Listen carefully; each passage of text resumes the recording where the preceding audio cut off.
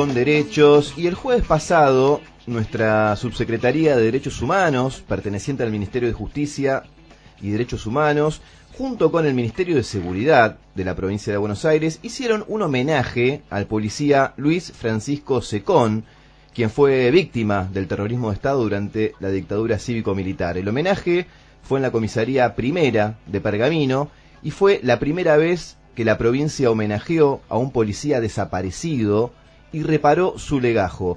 Donde decía baja por cesantía, se cambió y ahora dice por ausencia, por desaparición forzada. Estamos en comunicación telefónica con su hija, Nancy Secón, hija de Francisco Secón, como te contábamos recién, policía de Pergamino, detenido, desaparecido por la última dictadura cívico-militar en la localidad de Pergamino. Nancy, ¿qué tal? Buen día, ¿me estás escuchando? Buenos días, Camilo, ¿cómo va? ¿Qué tal? Muy buenos días. Acá te saludamos junto con Paloma Fernández Tomic. Y estábamos... Buenos días. Buenos días. Y estábamos empezando a conocer, a transmitir en realidad la historia de tu papá, Francisco Secón, una historia no conocida, oculta por muchos años. Y ese legajo que te entregaron a vos en homenaje el pasado jueves. Bueno, contanos para empezar la charla, cómo fue el homenaje y bueno, la importancia, ¿no?, de esta reivindicación a la figura de tu padre, tanto para vos como para tu familia en lo personal, pero también para la comunidad de Pergamino. ¿Cómo viviste ese momento? Bueno, obviamente fue un momento histórico para nuestra ciudad y creo que para el país, porque este hecho no tenía precedentes. Es la primera vez, como decías vos, que se reconoce y se repara un legajo, no que se repara, sino que se reconoce a un policía que fue desaparecido por la dictadura militar. O sea, el caso de mi papá fue bastante emblemático. Durante muchos años estaba la duda y fuimos reconstruyendo su historia de los años a través de la memoria, de la lucha, de la persistencia, del ejemplo de las madres, del ejemplo de los hijos, para seguir batallando en búsqueda siempre de la verdad y de la reparación, más allá de las ausencias que son irreparables, ¿no? Porque no le pasó solamente a mi papá, sino a más de 30.000 compañeros que tenían una lucha, un sueño, y se los truncaron. Nancy, buen día, ¿cómo estás? Paloma te habla. Buen día, Paloma. Ya que estás mencionando este caso emblemático para Pergamino, nosotros estamos saliendo al aire en toda la provincia de Buenos Aires y quizás algunos no conocíamos tanto esta historia, entonces contanos un poco tu papá, Luis Francisco Secón, policía, militante, contanos un poco de la historia de tu padre. Sí, en verdad en nuestra ciudad se lo conoce más que nada por su trabajo social, por su trabajo en los barrios. Nosotros vivíamos en un barrio muy humilde de la ciudad, en donde se empezaron a construir unas casas con el apoyo de la comunidad y en ese momento era un grupo de jóvenes cristianos que tenían un sueño por cumplir, que era un mundo mejor, la realización del hombre nuevo, en donde plasmaban sus sueños concretamente con la gente de los barrios, ¿no? Estando, compartiendo un poco con el ejemplo de los curas villeros, del padre Mujica. Acá en Pergamino los curas tercermundistas, Marciano Alba y Jorge Gali, eran ejemplo de la construcción de ese mundo nuevo que ellos querían. Y bueno, lo de ser policía era como algo, parte de su trabajo, ¿no? Uh-huh. No implicaba ningún obstáculo para que él pudiera hacer su militancia y su trabajo social dentro del barrio. Y era un referente, ¿no? Mi papá era muy inteligente, era un tipo solidario, como el resto de todos los compañeros que después fueron desaparecidos, ¿no? Muchos de ese grupo de jóvenes. Sí, un caso muy paradigmático, ¿no?, en la localidad de Pergamino y sobre todo por esto, ¿no?, estar en una fuerza de seguridad, ser integrante de la policía, pero también ser un militante político y un militante social. Uh-huh. Y en el caso de tu viejo Luis, ¿qué edad tenía al momento de la desaparición y cuándo fue este trágico hecho que se lo llevaron? Mi papá en ese momento tenía 31 años, más o menos. Fue en el año 78, más allá de que en el 76 a él ya lo habían detenido, junto con los curas que te estoy nombrando, Marciano Alba y Jorge Gali, y la intervención en ese momento del obispo Ponce de León hace que los liberen.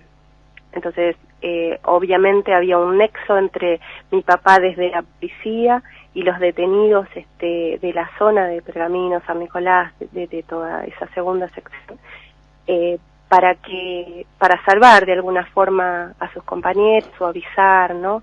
Eso fue un poco el motivo del que después en el 16 de mayo de 1978 lo citan a la comisaría y se lo llevan para ya no volver. Nancy, ¿cómo fue tu proceso de conocer la historia, de reconstruir esa historia, de reparar esa historia también? Y fue un caminito lento que llevó mucho tiempo y también muchas pérdidas, ¿no?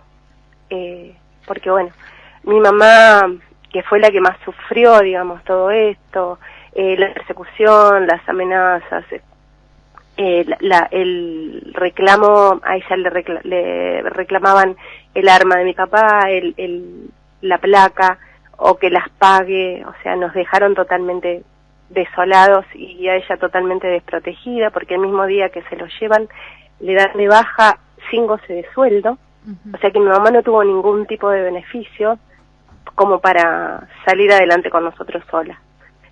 Y eso nos pegó muy fuerte, nos condicionó la vida, digamos.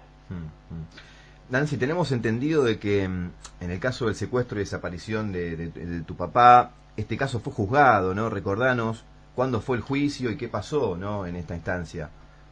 Sí, después, durante todos los años venideros, digamos, yo recién me empiezo a percibir de un desaparecido en el año 96, tardé bastante, y fui la primera de mis hermanos.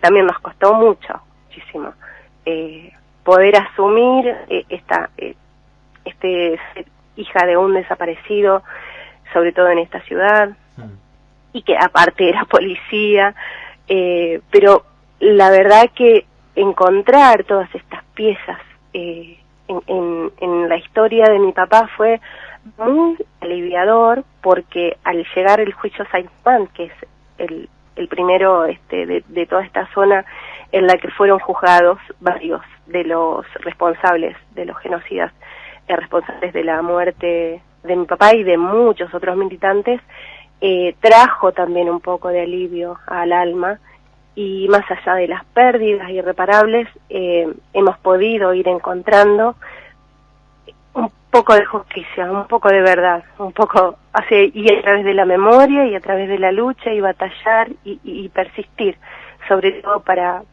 que después la familia también empiece a reconocerse.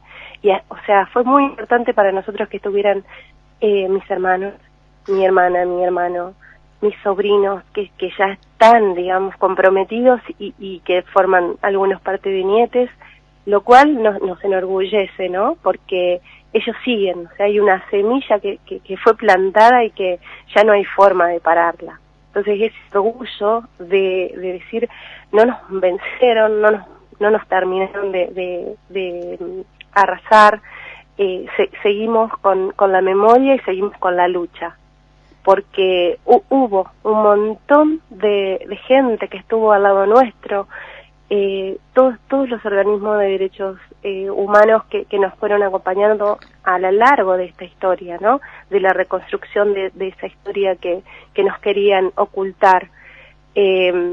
Fueron justamente esas luchas de los comienzos que a nosotros nos impulsaron a continuar, y que hoy podemos decir hay un poco de paz, hay una historia que se puede ir cerrando de alguna forma para darnos alivio también a nuestras almas. Y a la memoria de mi mamá, que ella no pudo encontrar su paz porque lo siguió buscando y murió muy joven, mi hermana mayor también, siempre esperando a mi papá. Entonces es como, de alguna forma, si bien es difícil, una reparación, al menos para nosotros continuar con ese, o sea, yo siempre decía, tengo que dignificar el nombre de mi padre, porque él no nos abandonó como nos hicieron creer. Él no nos dejó porque no le importábamos, al contrario, su compromiso, su valentía fue tan fuerte que sabía las consecuencias de su compromiso y él siguió adelante, porque pretendía eso, justamente, cambiar un poco todo lo que estaba pasando y con todo lo que eso implicaba, ¿no? Dentro de las fuerzas, en algún momento esto le iba a pasar y él siguió adelante, digamos. Y eso fue para nosotros también motivo de orgullo, para decir, ese tipo se jugó la vida, salvó a muchos de sus compañeros y pudimos encontrar sus restos, identificarlos gracias al trabajo arduo del equipo de antropología forense, pudimos enterrarlo, pudimos ir a encontrar todas estas piezas que se iban desvaneciendo en un rompecabezas que tardamos más de 40 años en armarlo, ¿no? O sea, como muchas historias de otros desaparecidos, como muchos hijos que fueron encontrando también su identidad. O sea, este trabajo, este caminito que iniciaron las madres, que continuaron los hijos, y que hoy podemos decir que vamos siendo acompañados más allá del negacionismo, más allá del horror con que siguen muriendo genocidas sin ser juzgados, pero hemos avanzado un montón también en materia de derechos humanos, y eso nos da alegría de poder continuar y de sentir que nuestros hijos, nuestros nietos van a tomar esa posta. En ese sentido, Nancy, decías, bueno, la importancia de pensar y de saber que hay una semilla que se sembró.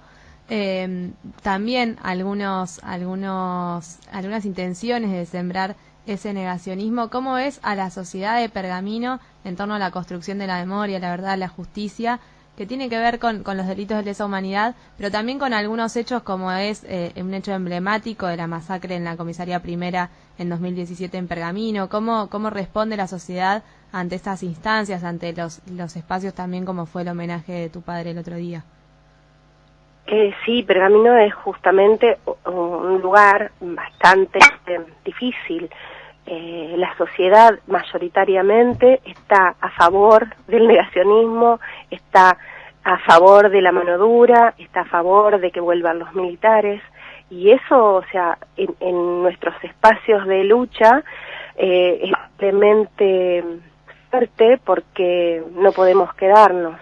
Y siempre poniendo el cuerpo y poniendo la lucha y la pelea con nuestra asociación de derechos humanos que está al frente, digamos, de todo esto que es difícil contrarrestar, pero que de alguna forma nos da la fuerza para seguir, porque justamente lo que pasó en la comisaría primera, la ex comisaría primera, con los chicos que estaban detenidos, marca también esto de que decían mis sobrinos en su discurso, lamentablemente sigue pasando en las fuerzas de seguridad, siguen habiendo métodos y prácticas de aquellos entonces es muy difícil sacar de lado todo o sea, desde el pasado al presente hay cosas que no cambiaron, aunque parezca que sí, aunque hubo avances, ¿no?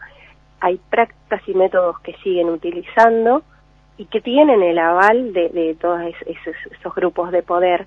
Entonces, Pergamino no es ajeno a ese negacionismo, porque de hecho hay un intendente que no participa de ninguno de los actos nuestros y que no le interesa, digamos, porque es parte de un gobierno del gobierno anterior que impulsó incluso la teoría de los 2 demonios y donde a nosotros no nos dan lugar, digamos, para que podamos compartir nuestro pensamiento. O sea, es muy difícil, sin embargo, bueno, la importancia de poder seguir a través de nuestros espacios, acompañando como acompañamos a las familias de los 7 chicos de la masacre, en donde se pueden seguir haciendo, o sea, encontrar un espacio, un sitio de memoria, esa excomisaría fue un logro impresionante,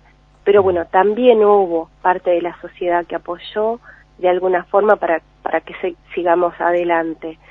Es o sea, contradictorio como fue contradictorio estar en una comisaría en donde había un montón de policías haciendo una veña hacia ese policía, ese cabo Luis Secón, o sea, que fue muy impactante. Realmente sentimos todas las contradicciones juntas, pero bueno, a nosotros nos gana el amor, más allá de todo lo tenso que fue estar en ese lugar. Y la importancia de que se haga en ese lugar, bueno, obviamente tenemos que decirlo, la organización que estuvo a cargo de la Subsecretaría de Derechos Humanos y del Ministerio de Seguridad fue súper importante para que podamos estar ahí en ese momento y poder recibir ese legajo tan hermoso, porque yo voy leyendo y encuentro muchas marcas de mi papá, muchas cosas que me lo traen, digamos, así que tengo que estar agradecida junto a mis hermanos, a mis sobrinos, a mi familia, a toda la sociedad que nos acompaña con todo el afecto y los abrazos que nos han ido dando a través de los años, ¿no? Creo que a nosotros nos acompaña siempre el amor, más allá del horror y de las luchas. Nancy, ahí hablabas del intendente de Pergamino, Javier Arturo Martínez, que es, bueno, un intendente de Juntos por el Cambio, uno de los tantos que hay en la provincia de Buenos Aires. Te agradecemos muchísimo por abrirnos la puerta, ¿no?, a conocer tu historia, a conocer la historia de tu papá y también por contarnos, ¿no?, qué es lo que está pasando ahora en Pergamino con estos procesos de memoria, verdad y justicia, que uno piensa que han avanzado, que se ha avanzado realmente, pero que en algunos lugares quizás hay algunas rémonas de lo que fue la última dictadura. Muchísimas gracias y seguimos en contacto, ¿eh? Bueno, muchísimas gracias a ustedes, Camilo y Paloma, y siempre, obviamente, el agradecimiento para estos espacios que sigan participando y que sigan generando más memoria, verdad y justicia. Te mandamos un beso grande, gracias. Abrazo. Escuchábamos ahí a Nancy Secón, hija de Luis Francisco Secón.